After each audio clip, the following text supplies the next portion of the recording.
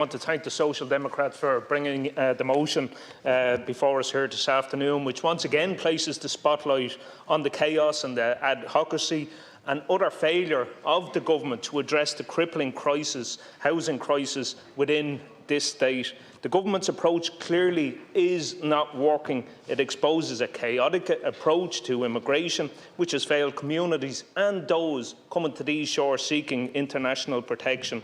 And the crux of the situation is that there is no government plan for immigration and providing accommodation. Minister, we need a rules-based system, one where the rules are actually implemented that is fair, efficient and enforced, with proper communication with communities. And the government approach has been shambolic, to say the least, from the outset, and continues to be so up unto this day.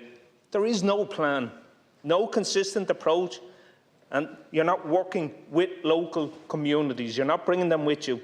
Minister, 1,300 international protection applicants were living in tents last weekend until they were scooped off the streets of the city centre and deposited in a field of mud on the side of the Dublin mountains in what can be only described as a cynical PR exercise by government to clear the streets ahead of St Patrick's Day. And a further 13,000 plus people are homeless across the state. Minister, in this day and age, nobody in this state should be homeless. The living conditions that international protection applicants were forced to live in were absolutely inhumane. Unfortunately, those shipped out to the site of the former nursing home at Crooksling are experiencing similar levels of misery, to the point that a growing number believe that they are better off back on the streets of the city centre. And what we have seen from the government has been an absolute lack of coherence. They've bounced from crisis to crisis, failing to address any of the core issues underpinning the crisis, leading to a system that takes years to process applications with zero enforcement at the end of the day. Minister, if a decision is made to refuse an application, it's simply not being enforced at the end. And my party's policies in relation to housing are a matter of record and represent a pathway out of the current crisis for the thousands who have been imparted by the failure of successive governments. And Minister, we've consistently and vigorously argued the need for a fair, efficient and enforced immigration system with proper engagement with host communities, dealing with core issues of capacity of local services, which is lacking in communities right across the state. And ultimately, if an application is failed, it would be enforced in a timely manner, returning people safely to their country of origin. We also, Minister, need to speed up the process of processing of international protection applications. It's completely unacceptable that it's taken years upon years in some cases to process them. And this is absolutely overwhelming an already stretched system, creating huge bottlenecks in the provision of accommodation, leading to an absolute shambolic approach by government to the issue of immigration.